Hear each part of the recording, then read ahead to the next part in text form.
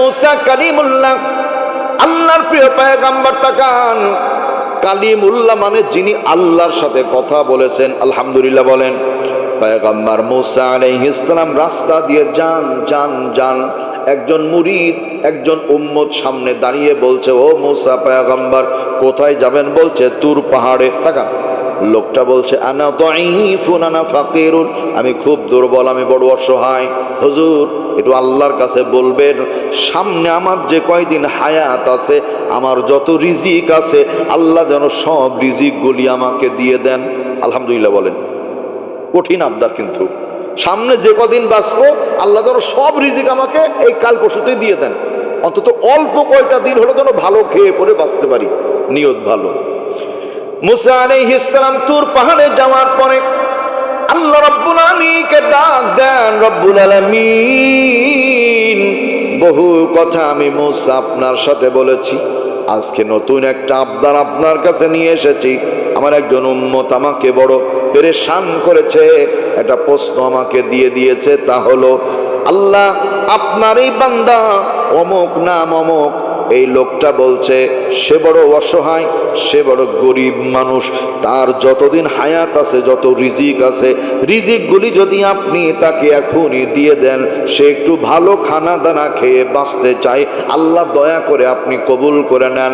আল্লাহ রাব্বুল আলামিন বলেন, পয়গম্বর মুসা গো, আপনার সম্মানে আমি আল্লাহ আপনার উম্মতের ফরিয়াদ কবুল করে নিলাম। বলেন আলহামদুলিল্লাহ। চেয়েছে কার কাছে? আল্লাহর কাছে। নবীর কাছে কিন্তু চাইনি, আল্লাহর কাছে চেয়েছে। তাহলে নবীর কাছে যদি চাওয়া না যায়, তাহলে পীর সাহেবের কাছে চাওয়ার দরকার আছে? হ্যাঁ, বলতে পারেন হুজুর আমার জন্য দোয়া করেন, এটা বলতে পারেন। হুজুর আপনি আমার জন্য একটু দোয়া করেন, আল্লাহ যেন আমাকে বরকত দেয়, আল্লাহ যেন আমাকে সুস্থ রাখে, দোয়া চাইতেই পারেন যে কারো কাছে। তবে মনে রাখবেন, এই পীর সাহেবের কাছে দোয়া চাওয়ার আগে বাপ মার কাছে চাইবেন। বাপ মার কাছে দোয়া চাওয়ার আগে পকেট থেকে কিছু মাল আল্লাহর রাস্তায় দিবেন, ফি সাবিলিল্লাহ। রাসূল বলছেন as-সাদাকাতু তারুদ্দুল বালা।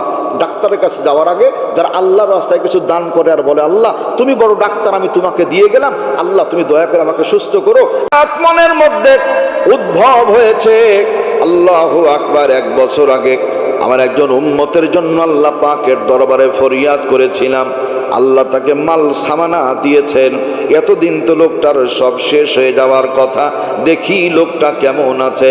ও বন্ধুরা আমার, একটা বার দেখার জন্য পয়গম্বর মুসা আলাইহিস সালাম রওনা দিয়েছেন।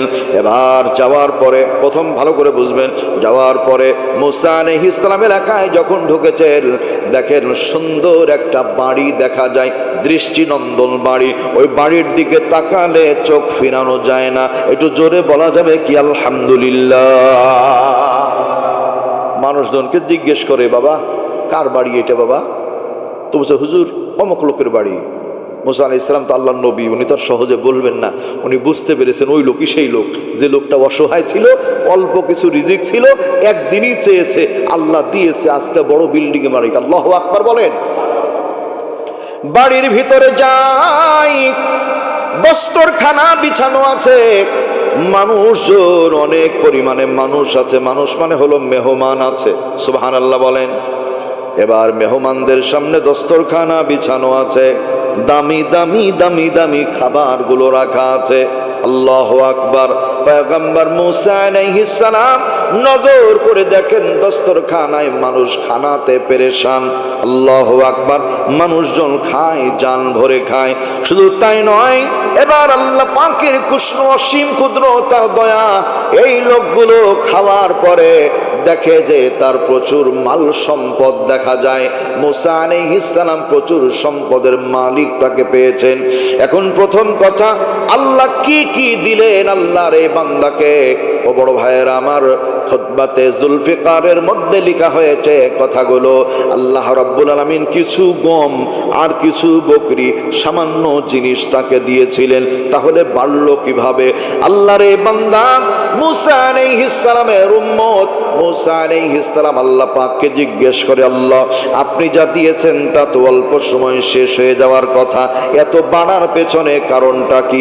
আল্লাহ বলেন, পয়গম্বর মুসা, এক নাম্বার বাড়ার কারণ হলো আমার বান্দা শুধু খায়নি বরং খেয়েছে পড়েছে আলহামদুলিল্লাহ, খেয়েছে পড়েছে আলহামদুলিল্লাহ।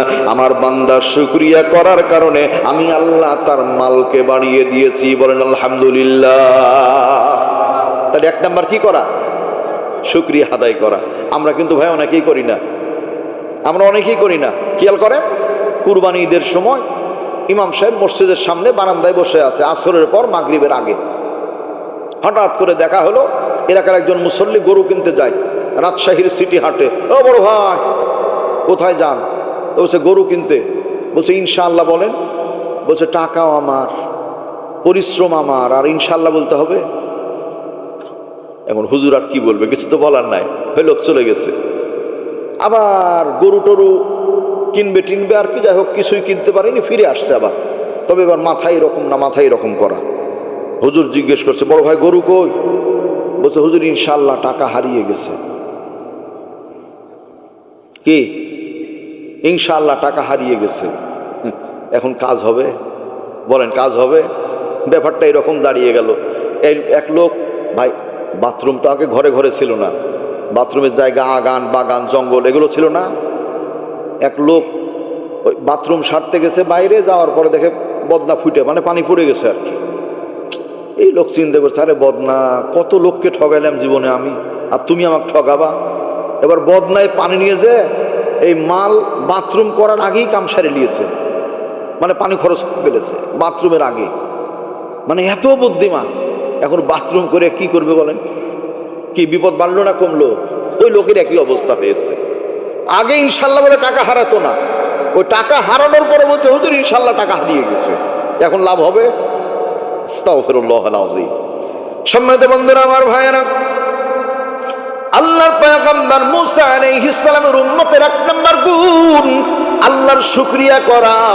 রব্বুল আলামিন কি বলছেন কোরআনে হাকিম থেকে শুনে যান। আল্লাহ পাক বলছেন, লা ইন শাকারতুম লা আযীদান্নাকুম ওয়া লা ইন কাফারতুম ইন্না আযাবী লাশাদীদ।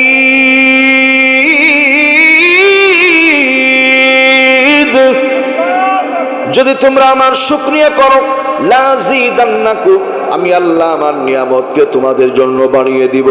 যদি আমার নাশকরি করো, কঠিন শাস্তির জন্য তোমরা প্রস্তুত থাকো। বলেন নাউযু বিল্লাহ। তাহলে বলেন শুকরিয়া আল্লাহর দরকার আছে না নাই? হুঙ্কার মেরে বলেন আলহামদুলিল্লাহ। 2 নাম্বার, আল্লাহ মুসা আলাইহিস সালামকে বলছেন যে ও আমার শুকরিয়া করেছে। 2 নাম্বার ডাক দেন রব্বুল আলামিন, ও পয়গম্বর মুসা, আমার বান্দা মাল যে আমি কমাবো আমি পারি নাই। কারণ হলো বান্দা মালামালগুলো বাড়িতে নিয়ে যাওয়ার পরে, গম বকরি খাবারগুলো নিয়ে যাওয়ার পরে আমার বান্দা একাই খায়নি গো, একাকি খায়নি, বন্ধু বান্ধব আত্মীয় স্বজন আপনজনদের ডেকে ডেকে মেহমানদারি করায়, মানুষকে শুধু খাওয়ায়, নিজে খায় মানুষকে খাওয়ায়।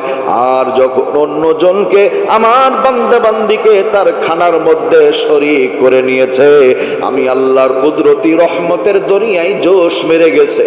আমি আল্লাহর নিজ দায়িত্বে আমার এই বান্দার নিয়ামতকে বহু গুণে বাড়িয়ে দিয়েছি। আল্লাহু আকবার বলে। 3 নাম্বার, পয়গম্বর মুসা, আমি আল্লাহ রাব্বুল আলামিন আমার ওই বান্দার দিকে যখন নজর করি, দেখি বান্দার জবানটা বন্ধ থাকে না। সুবহানাল্লাহ বলে। বান্দার জবানটা বন্ধ থাকে না। সুবহানাল্লাহি আলহামদুলিল্লাহি ওয়া লা ইলাহা ইল্লাল্লাহু আল্লাহু আকবার বলেন। জিকির হবে কার? পয়গম্বর মুসা আমার বান্দা আমার জিকির করে, খানার মধ্যে বন্ধু বান্ধবকে শরীক করে। আমি এই জন্যই কথাটা বললাম, এইখানে মাদ্রাসার সন্তানদের যদি আপনি লজিং রাখেন, একটু জায়গির রাখেন, বাজানে একটু ভালো ভালো খাবার দেন, নিজের সন্তানের মতো ভালোবাসেন, হতে পারে। আশরাফ আলী থানভী রহমাতুল্লাহ আলাইহি মাওয়াইজ আশরাফিয়ার মধ্যে লিখেছেন, আ রহমত বাহানা হুজুয়াত, আল্লাহ হাসরের ময়দানে বান্দা বান্দিকে ক্ষমা করার জন্য সামান্য একটু বাহানা তালাশ করবেন। বান্দা বান্দির আল্লাহ নেক আমল পাবেন, আল্লাহ মেহেরবানি করে মাফ করে বান্দা বান্দিকে জান্নাত দান করে দিবেন। সুবহানাল্লাহ। তাহলে খাওয়ালে কমে না বাড়ে? কমে না বাড়ে? তাহলে আমরা খাওয়াবো তো ইনশাআল্লাহ। কলিজার ভাইয়েরা আমার, এবার সর্বশেষ কথা, হযরতে মূসা পয়গম্বর আল্লাহ পাকের গোলামের ব্যাপারে আল্লাহকে জিজ্ঞেস করে, আল্লাহ এরপরের অবস্থা কি? তো বলছে, আমার এই বান্দা আপনজনদের খোঁজ খবর রাখে, আত্মীয় স্বজনের সাথে ভালো ব্যবহার করে। নবীজি বলছেন, কেউ যদি রিজিকে বরকত চায়, নেক হায়াত চায়, সে যেন আপনজনদের সাথে সুসম্পর্ক রাখে। এটা খেয়াল করেন, বাবার সাথে ভালো সম্পর্ক, মায়ের সাথে ভালো সম্পর্ক, ভাই বোনদের সাথে ভালো সম্পর্ক আছে যার, আল্লাহ দয়া করে হায়াত বাড়িয়ে দিবেন, তার রিজিকে বরকত দিবেন তার। বলেন আলহামদুলিল্লাহ। দেখান, যারা বোন আছে, বোনরা কিন্তু ভাইদের জন্য পেরেশান, কি ঠিক না? ঠিক, আমরা ভাইরা খোঁজ নিই না, কিন্তু বোনগুলো বারবার বারবার করে খোঁজ নেয়। বোনদেরকে দিবেন, বোনগুলো কোটি কোটি টাকা চায় না, একটু ফোন দিবেন, এ সুমাইয়া কেমন আছো, মর্জিনা কেমন আছো, এরপরে ফাতেমা কেমন আছো, দেখবেন খুশি হবে। বন্ধু সব সময় টাকা চায় না, এটা মিষ্টি কথা হলেও খুশি হয়। রাসূল বলছেন, আউল কওলু সাদাকা, কেউ যদি একটা ভালো কথা বলে, আল্লাহ সাদকায়ে জারিয়ার সওয়াব তার আমলনামায় লিখে দেয়। সুবহানাল্লাহ।